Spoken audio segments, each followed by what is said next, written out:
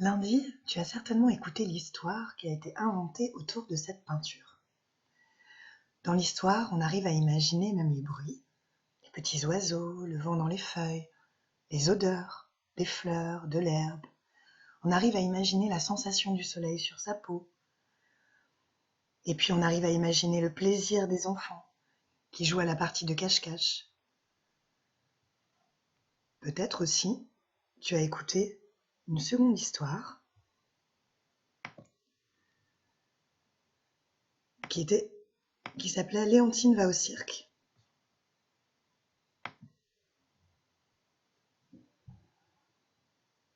Et là aussi, on pouvait imaginer les bruits des spectacles. On pouvait imaginer l'odeur des chevaux qui passent. On pouvait ressentir l'excitation de la petite fille qui regarde le spectacle, l'admiration quand elle voit les acrobates. Aujourd'hui, je vais te montrer d'autres tableaux et on va essayer de deviner ce que pensent les personnages. On va essayer de voir ce qu'on peut interpréter en regardant leur visage. Sur ce tableau, par exemple, qu'est-ce qui se dégage pour toi? Quelle émotion? Est-ce que c'est plutôt calme ou agité? Et cette dame-là, regarde son regard. Quelle émotion tu lui attribuerais? Et elle qui nous regarde, elle nous regarde comment?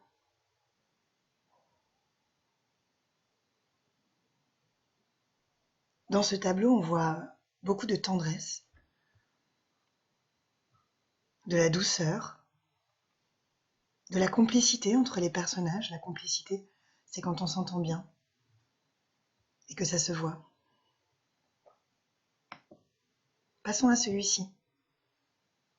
Une maman qui coiffe sa petite fille. Comment elles se sentent, à ton avis? Est-ce qu'elles sont pressées d'aller à l'école, en colère parce que ça ne va pas assez vite? Est-ce que la petite fille a mal parce que sa maman lui tire les cheveux? Qu'est-ce que tu en penses? On devine des visages calmes. On voit qu'elles sont bien ensemble et qu'elles passent un bon moment. Leur visage est posé, mais on pourrait presque deviner un léger sourire sur chacun des deux visages. Ça, c'est le calme. Et là, il y a du calme, bien sûr. Il y a de la complicité aussi, de l'amour dans ce câlin. Et le sourire est encore plus marqué. On voit même poindre un peu de joie. Une autre émotion cette fois. Que vois-tu? Que ressens-tu? Je te demande ce que tu ressens toi parce que parfois, quand on voit l'émotion de quelqu'un, quand elle est suffisamment forte, on la ressent un petit peu nous aussi, ça nous touche. Et là, qu'est-ce que tu ressens?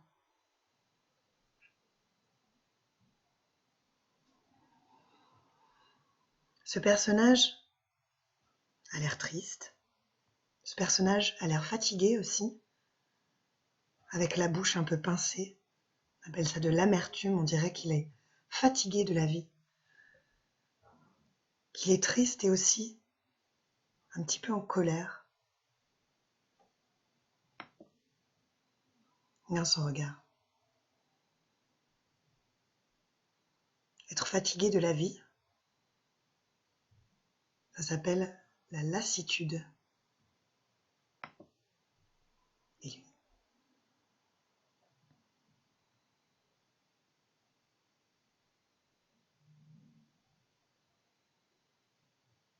il a l'air fatigué lui aussi, hein. Il a l'air triste. Regarde comme il tient sa tête a l'air lourde. Comme si tout ce qu'il y avait dedans était trop lourd pour que son cou seulement le porte. Il a besoin de sa main pour l'aider à tenir sa tête. Sa tête qui contient trop de pensées, trop de soucis peut-être. Regarde les rides de son front.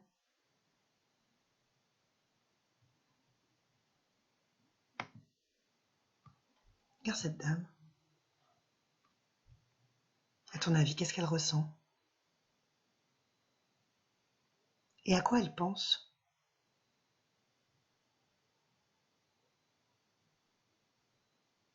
Et toi, si tu voyais une dame comme ça, à la terrasse d'un café, alors que tu marchais dans la rue, qu'est-ce que tu ressentirais en la voyant?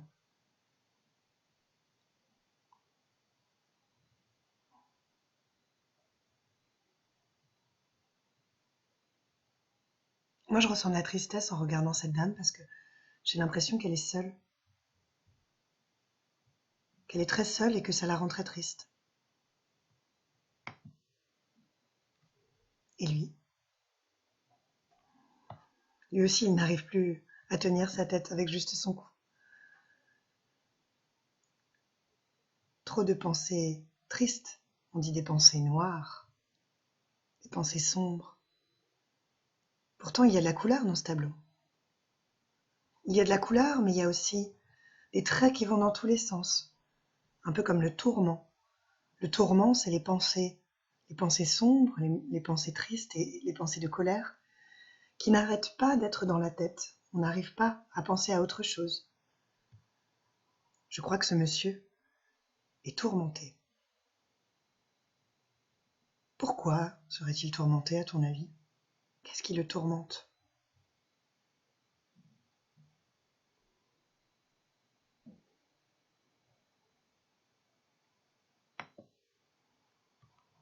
Alors,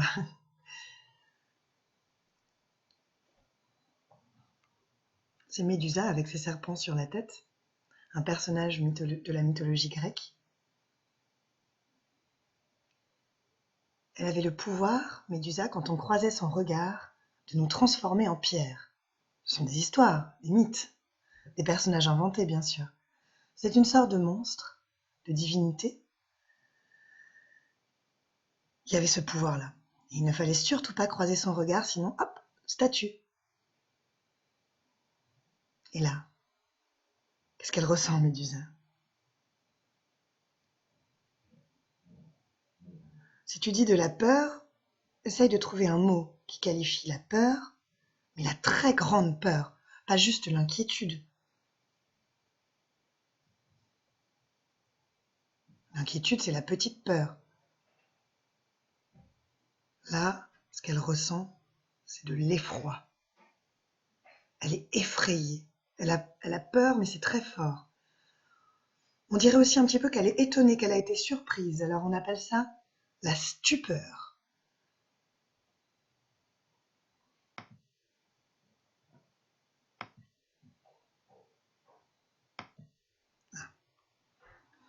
Et cette jeune femme, elle est belle.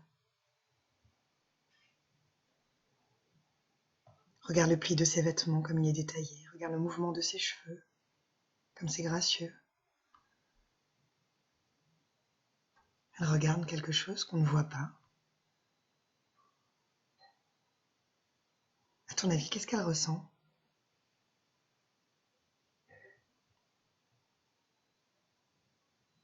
Oui, moi je trouve qu'elle a l'air effrayée elle aussi. Qu'elle a très peur. Qu'est-ce qu'elle peut bien regarder à ton avis?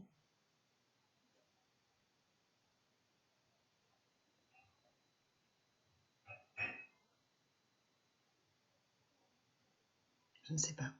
Un monstre peut-être. Et lui, qu'a ressenti? Est-ce qu'il a l'air effrayé celui-là? Non, regarde. Son sourire montre même ses dents et ses yeux pétillent.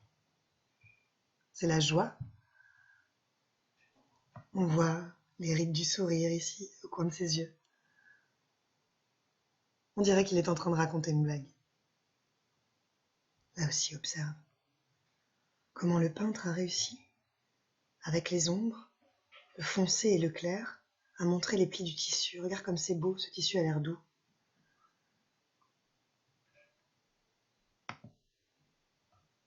Et ce petit bonhomme-là,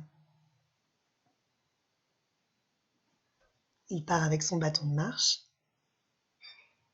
il se prépare à une balade. Comment il se sent?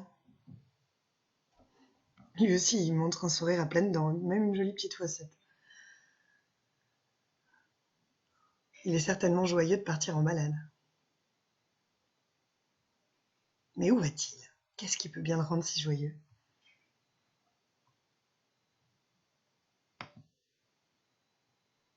Et ce musicien-là?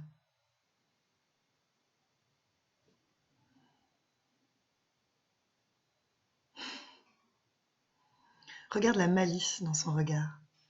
Le regard malicieux, c'est-à-dire un visage ou un regard malicieux, c'est quelqu'un qui s'apprête. On a l'impression qu'il est en train de penser à une blague et qui s'apprête à la raconter.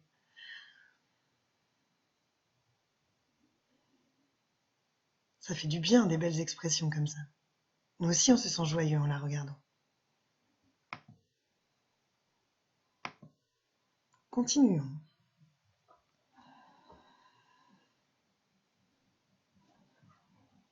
Regarde ce regard. Il est fermé et pourtant, il est très droit, assuré. Son attitude aussi est très droite.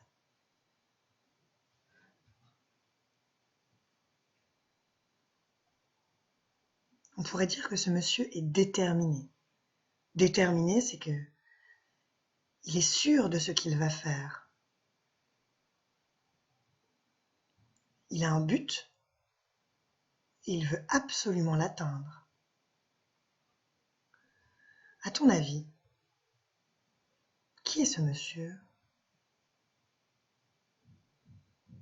Quel est son travail?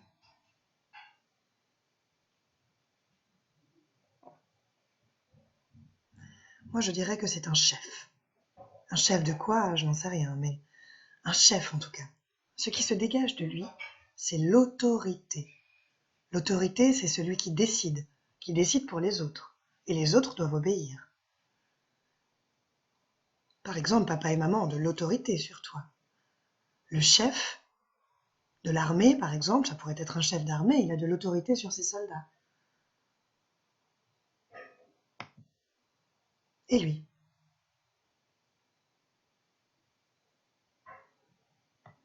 Il a un regard un peu moins méchant que celui d'avant. Et pourtant, je ne sais pas vous, mais moi, je n'aurais pas envie de lui désobéir. Il dégage aussi beaucoup d'autorité. Alors on voit son armure, on imagine que c'est un chef de guerre aussi. Regarde à quel point il impose son autorité sans même avoir à parler ou à dire quoi que ce soit. Son attitude très droite. Son regard sûr de lui. Son léger sourire montre qu'il a confiance en lui. Il n'a pas peur. Il sait qu'il est le chef et il sait que tout le monde lui obéit.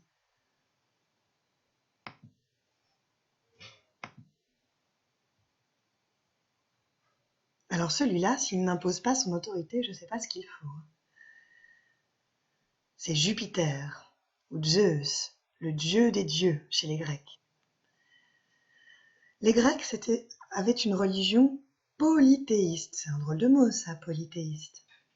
Polythéiste, ça veut dire qu'ils avaient plusieurs dieux. Dans la religion grecque, il y en a tout plein.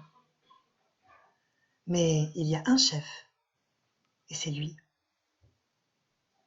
On le voit, hein, car comme il prend sa place, comme il est carré, comme il a le regard déterminé.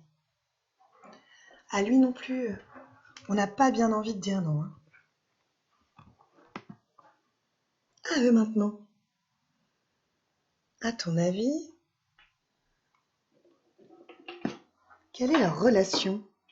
Alors qui sont-ils l'un pour l'autre? Sont-ils amis? Sont-ils ennemis? Frères et sœurs? Amoureux?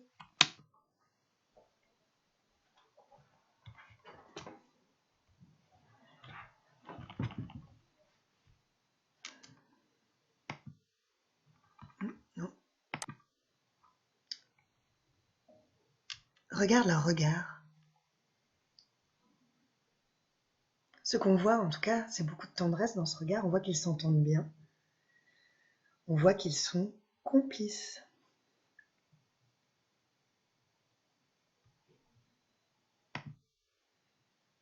Et cela, Il y a beaucoup de visages à regarder dans ce tableau. Regarde déjà celui-là. Oh là là, la bouche vers le bas, les sourcils froncés. Celui-là, à n'en pas douter, il est très en colère. Trouve-en un autre qui est en colère. Lui, il a même les yeux révulsés, ouverts. Ils sont haineux. Lui, il est même furieux. On dirait qu'il s'apprête à frapper quelqu'un, tant il est furieux. Et regarde-les, ces deux-là. Ils rigolent, mais est-ce qu'ils rigolent de joie? Non, ils ont les sourcils froncés et en même temps ils rigolent. C'est un rire machiavélique, un rire méchant. On dirait qu'ils se moquent. De qui, de quoi? Ça, on ne sait pas. Ce sont des spectateurs, en tout cas, ils regardent quelque chose, tous au même endroit. Un spectacle, un événement. Il y a même quelqu'un qui a l'air d'avoir peur, qui est surpris. Sauras-tu le ou la trouver?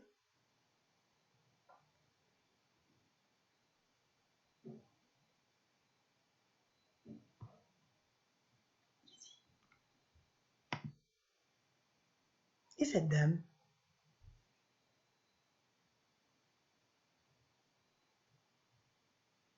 Comme si on l'avait surprise.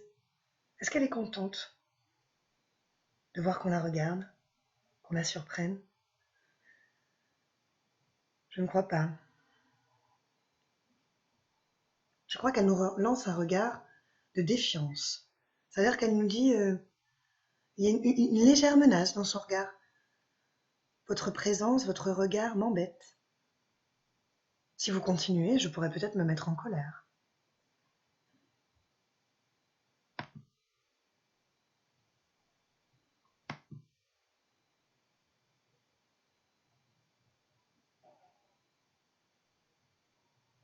Je crois qu'elle veut qu'on détourne le regard, alors on va changer d'image.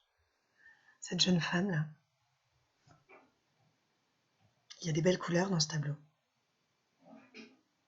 Regardez comme les couleurs chaudes, comme le orange, le rouge, le jaune, et les couleurs froides, comme le vert, le bleu, vont bien ensemble dans un tableau.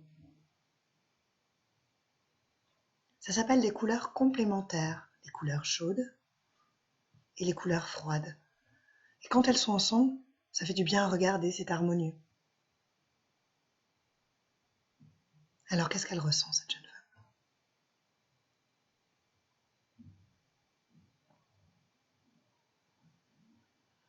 Effectivement, moi je vois de la tristesse dans son regard, mais je vois aussi de la méfiance, elle se méfie.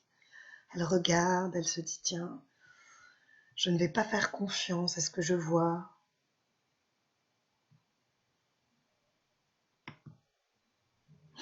Et ces deux-là, qu'est-ce qu'ils sont en train de faire?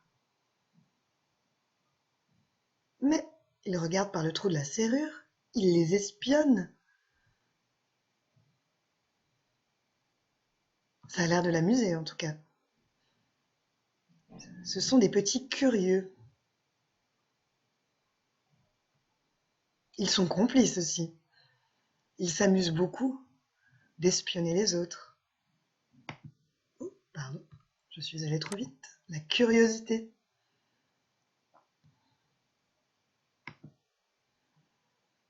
Et ces deux-là, que font-ils? Ils jouent une partie de cache-cache peut-être. Ils ont l'air bien complices en tout cas.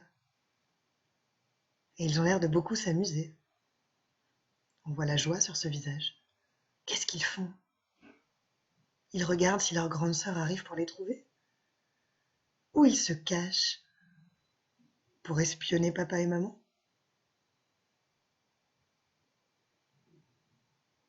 Je te laisse imaginer ce que tu veux. Parfois, les artistes, les peintres, peignent d'autres personnes. Et parfois, ils se peignent eux-mêmes.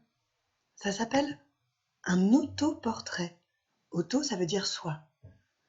Un portrait, c'est quand on peint quelqu'un.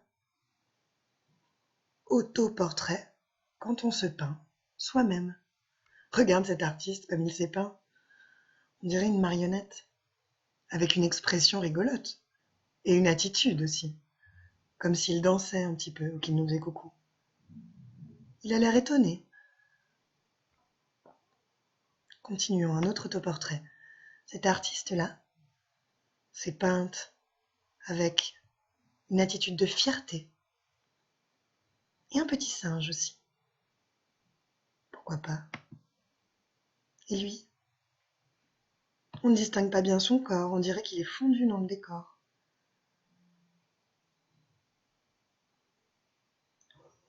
Il semble tenir une sorte de fleur qui se transforme en serpent.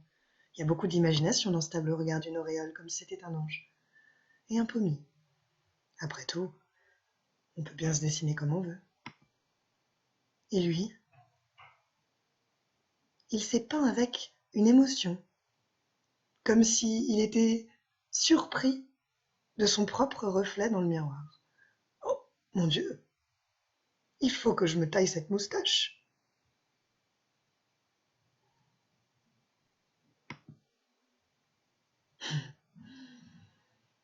Lui a décidé de se peindre avec le sourire, en train de rire à une bonne blague.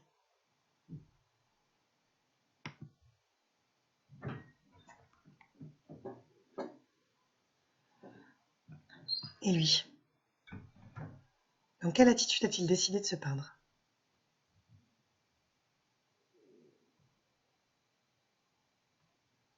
Avec sérieux, mais avec plein de belles couleurs. Des motifs? Tu te souviens, tout à l'heure, je t'ai parlé du chaud et du froid.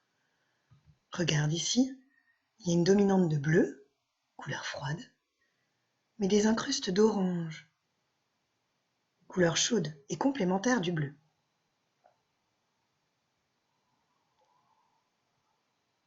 Ça fait du bien à regarder ces deux couleurs ensemble.